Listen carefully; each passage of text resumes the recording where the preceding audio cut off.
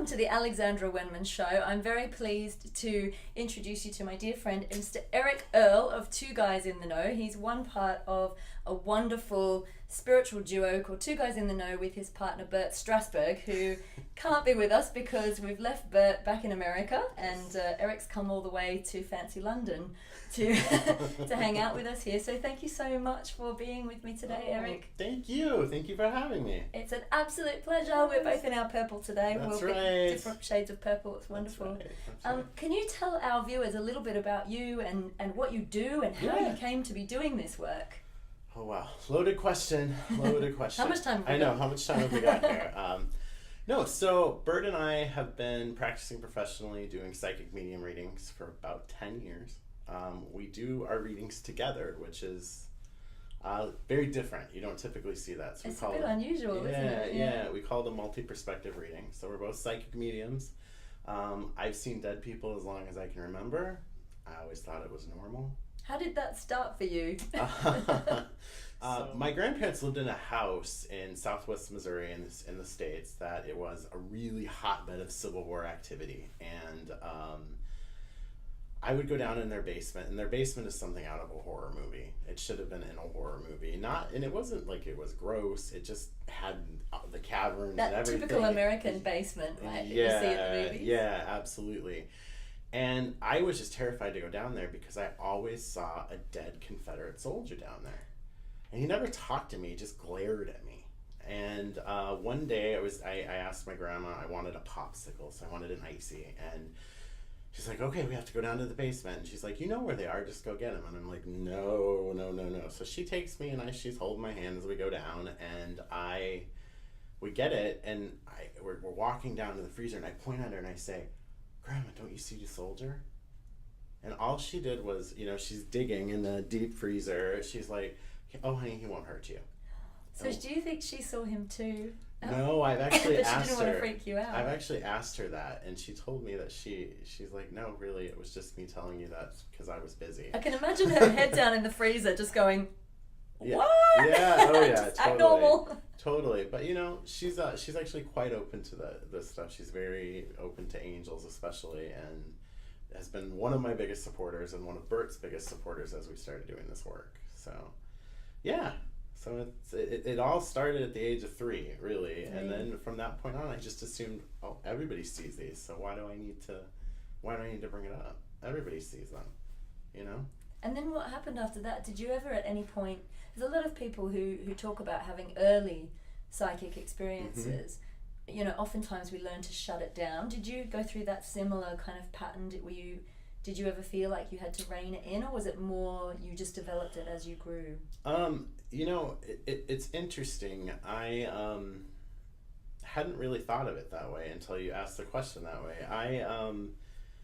I think I did shut it down a little bit, but I think I always kept open. And I remember particularly I was in about 8th grade, and I was very, very close to a teacher, and she had a death in the family and had to fly out immediately. And I just had this sense of dread. And I remember actually having to call her. We were that close. Like, I had her personal phone number, and I had to call her and tell her that she couldn't go. I said, I just felt wrong. And she's like, honey, I'm going to be fine, da-da-da-da-da. And this was towards the end of school. So school ends where I grew up ended in about mid-May. And what I actually envisioned was a plane crashing and hitting into the ocean, and exploding and going into the ocean. And 2 months later was when TWA Flight 800 went down.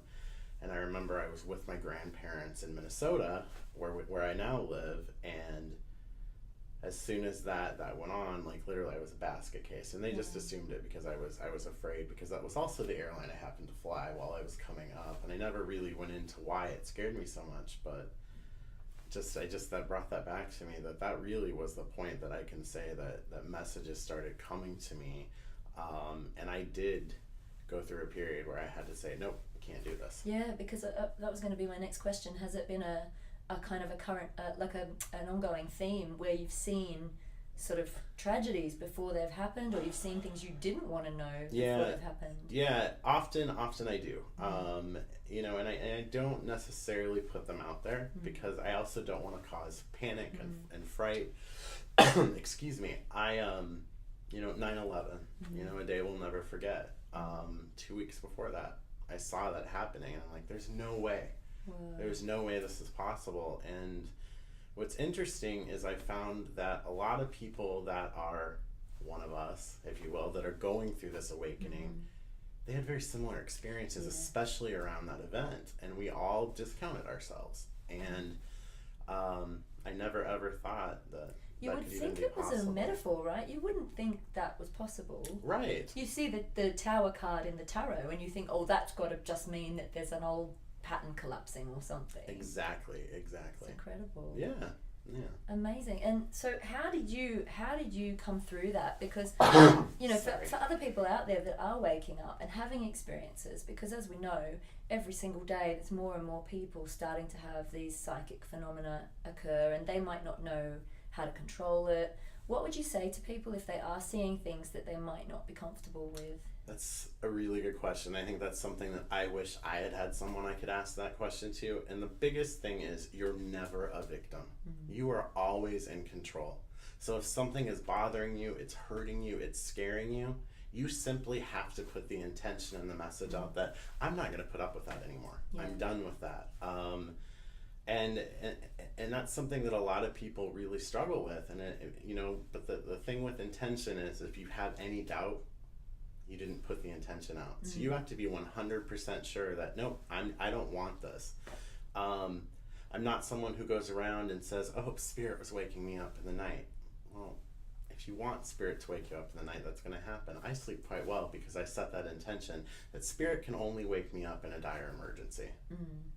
I put very, very strict boundaries on what I do, and I think that I probably go a little overboard with it, to be honest. Like, listen, guys, I'm sleeping tonight. Yes, I do it as well. Yes. But I'm a type A control freak, so no issues there. But no, I just very much want, what I would say is to remember that you're always in control, and because you have these gifts does not mean that you're bound to use them.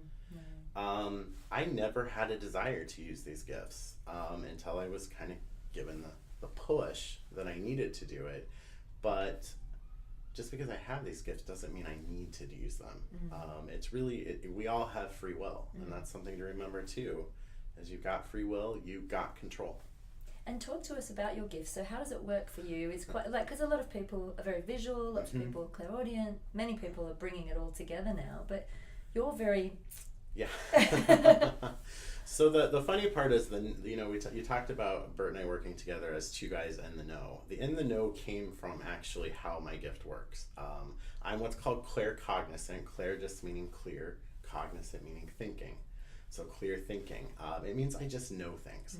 I can't necessarily say, yep, I got it from XYZ, I got it from this source, but I just know the information.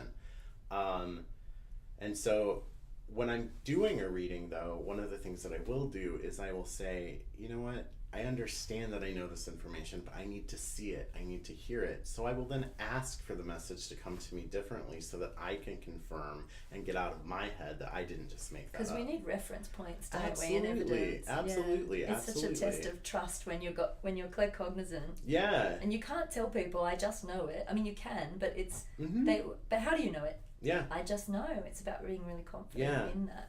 Bert and I teach a lot of classes, and what we're finding is claircognizance is becoming more and more common too, as we evolve, and that's been something too to remember, that you're in control of how the messages come to you. So just ask for it differently if it doesn't make sense. Are you seeing more and more children as well, like young people coming through with these gifts? Absolutely. As you say that, I immediately think of my dear friend Clay.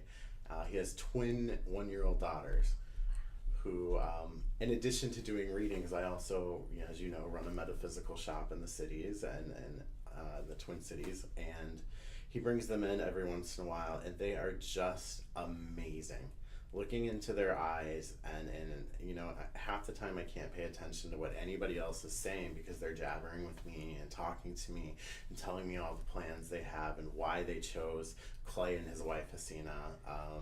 they're just amazing. Incredible, isn't it? Yeah, just to see the evolution unfold is so great, because they are so much beyond anything that I've ever And seen. the twin thing is really strong at the moment. There are is. so many twins on the planet right now. Every Yeah. time I turn around, I feel like I'm seeing double buggies and lots of boy and girl twins. Absolutely, yeah. Everywhere. Yeah, It's like these souls coming through to support each other, right? Absolutely.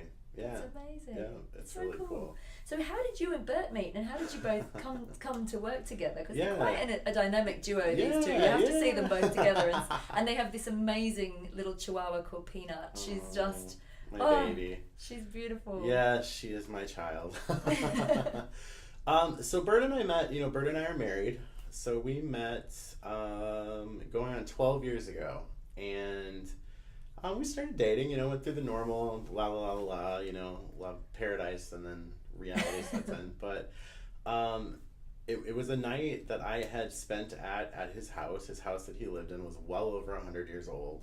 Had a very cool vibe and energy to it. Was a very protected place. I'm taking a shower, and all of a sudden this old man pops his head through the shower door, and he's like, "Quit using all the hot water." He actually said it a little bit differently, but I love it when spirit comes into the bathroom. Yeah, So it's privacy, just, guys. Yeah. Thanks. I'm like, hi.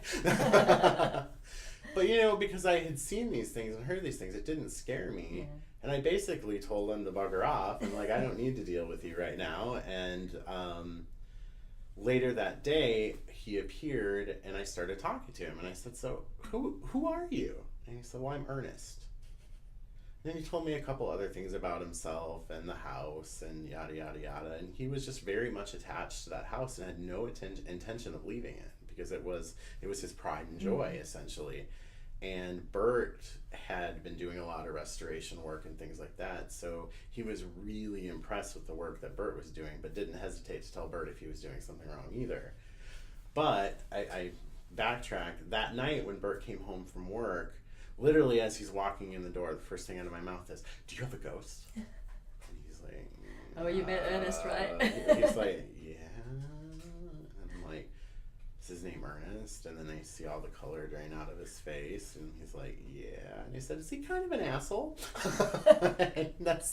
And he's like, "No boundaries whatsoever." Yeah, and he said, "Yep."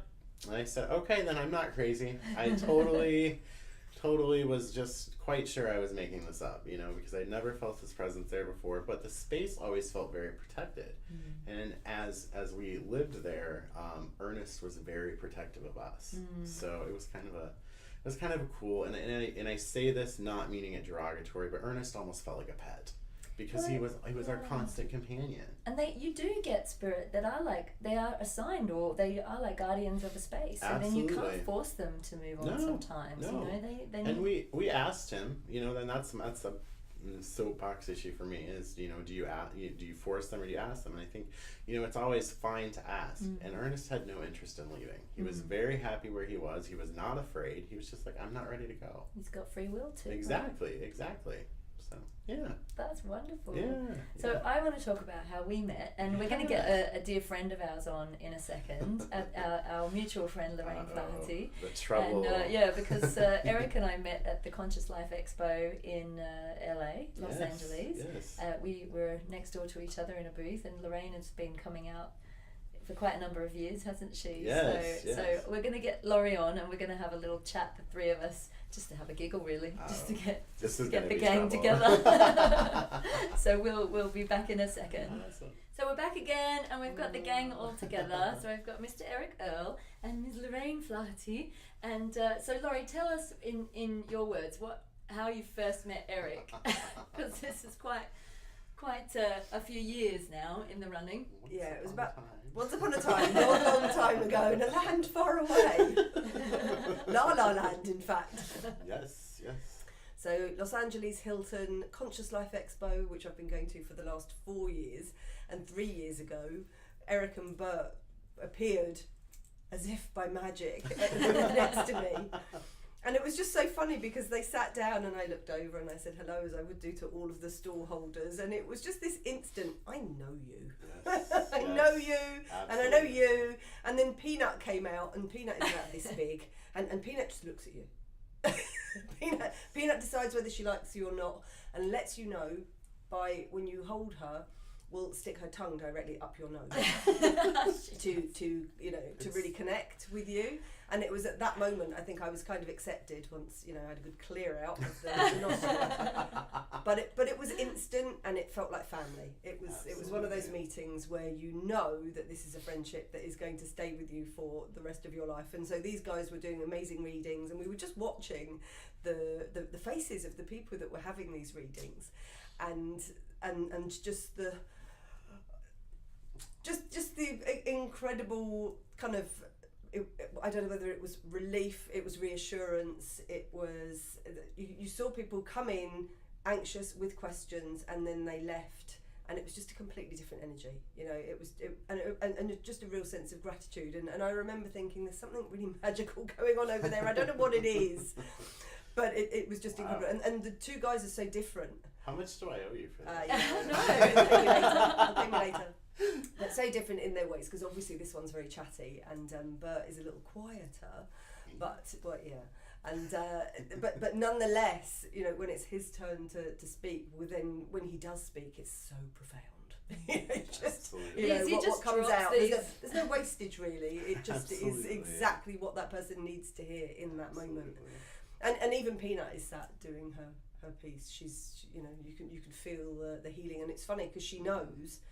You can tell when somebody really needs some love and really needs some care, because Peanut will actually go and sit with them or climb onto them, and you can just feel the love that's coming from her when those moments happen. She's amazing. Yes.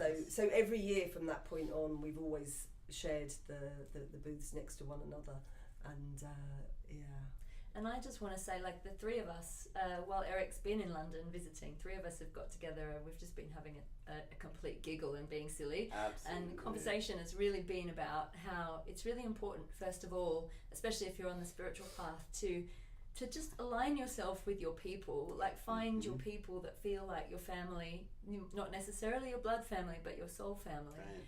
And to remember to just be silly and let your hair down and do stupid things and laugh and go crazy. Last night we all stayed together and we spent the whole night just laughing our heads off, and it was just so crazy. But it was like a release. Like, releasing doesn't always have to be about crying and sobbing, though that's quite healing as well. Yeah. But sometimes you can just laugh like a crazy hyena and be completely silly, and that's a real therapy. So just being in each other's presence has been such a tonic, and thank you so much, honey, for flying all the way over here from Minnesota to see us. Oh, it was amazing. It was exactly what I needed as well. So special. Next time, Bert and Peanut. Next time they have to come. Yeah, Well, we're coming to LA, Yes, so we'll do an interview in LA. But I want to talk to you about the shop, because you have an amazing spiritual sanctuary and center in Minnesota. Yeah. So and we have a few of the special pieces that they sell there at the shop, and even the energy of those is just absolutely amazing. Well, thank you. Yeah, so the shop came around about 3 years ago. Bert had a job opportunity in northern Minnesota, which is about 3 hours away from civilization, as I call it. And my corporate gig said thanks but no thanks when I offered to go virtual, tried to figure something out, and it just wasn't working. And I said, all right, well, I have a small retirement account. Let's cash it out and let's do something. So tell us what you were doing in the corporate world to begin with. Let's have a look at the juxtaposition. Yeah, so I was in corporate training and human resources for 15 years. So and now it's in non-human. Yeah, exactly. Now I work with alien resources. Which isn't all that different, actually. No, it was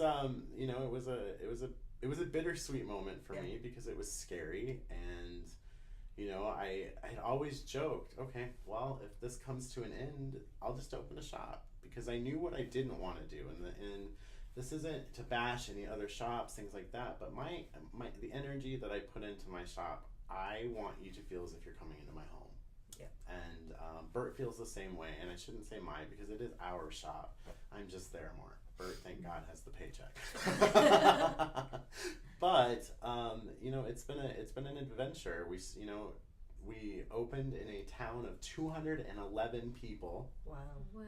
And we're profitable within 3 months. And everyone said we'd fail. In fact, the newspaper article that was published about the store basically implied that I was crazy. Because there's just no way this is going to work. And there's such a need out there that it doesn't matter where you're at. So if you've got the drive, to do that, and it is hard work. Don't get me wrong, it's very hard work, but it's the most rewarding work I've ever done. Not monetarily yet. Yeah. But the feeling that I get just knowing that, I helped somebody along that path, it's huge for me.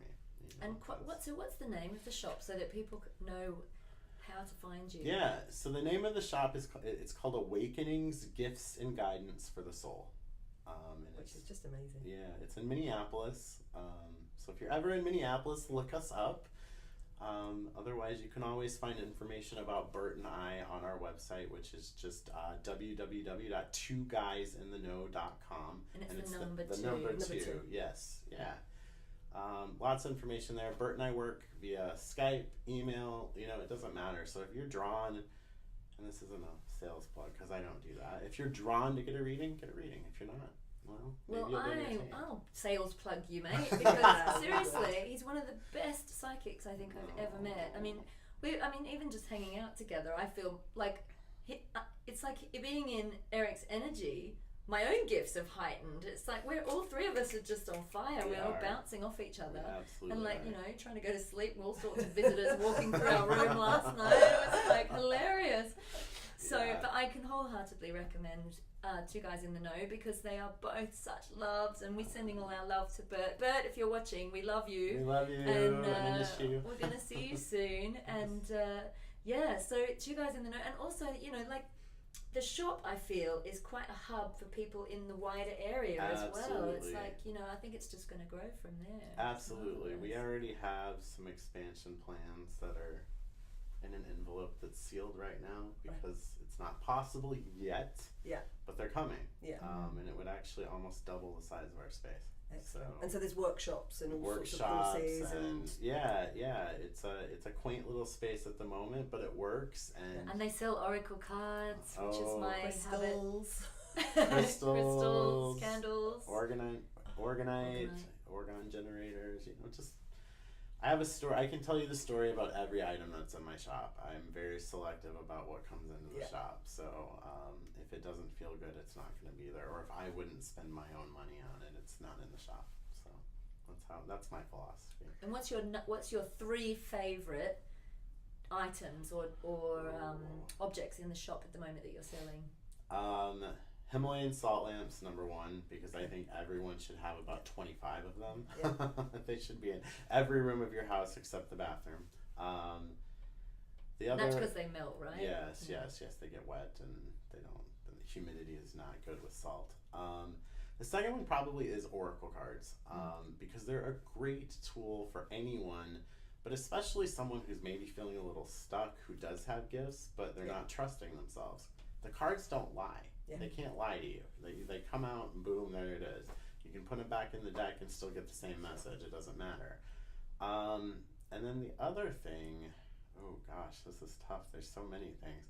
Would probably be, we just recently brought in crystal singing bowls as well as some antique Tibetan singing bowls. I absolutely love them. And these two can tell you I'm not the biggest singing bowl fan. In LA, the other booth on the other side of me is a huge stall with about a gazillion singing bowls and gongs and all sorts, and so we have an orchestra of sounds that are going on because people want to test them all day at the beginning. Eric was definitely, I need to move. Yeah. But they cleared the energy. They do. They are the nicest people. I have to say that. I'll give them a plug too. So I'm very happy that he's now managed to overcome this with the bowls. Yeah. But that's a really hard question. As I was trying to think that out, I'm like, well, there's so much, right? Yeah, I love everything. I could never have a shop. I would want to just take it all home with me. I would be like, Actually, I don't want to sell you. Stay here. So, honey, why do you think I have a shop? Wholesale pricing. Yeah, that's exactly it. So I'll get one for the shop, one for me. Exactly. Oh, it's dangerous. I think, you know, I used to work at Stepping Stones in Greenwich. Mm-hmm. There's another video where we show them around that shop because Lorraine and I've both done some work there. Laurie still works there. Yeah. But I think I've actually saved money since I stopped working there. I can understand. It's like I go in, get my paycheck, and then buy about 100 things while I was there as well. Absolutely. It's too tempting. Oh, it's far too tempting. Very much so. Yes. So. Aww. Yeah. Well, thank you so much for Oh my coming gosh, all the oh, way to thank Fancy you. London to visit us and Fancy to see us, and we can't wait to see you course, again in a of couple course. of months, honey. I know. Yeah. And we'll see you at Conscious Life Expo Yes, in February. So absolutely. if anyone who's watching wants to come to LA in February, it's Conscious Life Expo. And all of us will be doing talks there. Mm-hmm. We'll have booths there. We will also be doing some filming for both Awake Women, which Lorraine and I filmed together with Charlene and Andrea, and also for the Alexandra Wenman show as well. So come and get on camera if you want. Love it. Love it. Mr. Eric Earl, thank you so much for thank talking you. to me today. Yes. It's been an absolute honour and a pleasure, Thank you, and guys. thank you all for watching.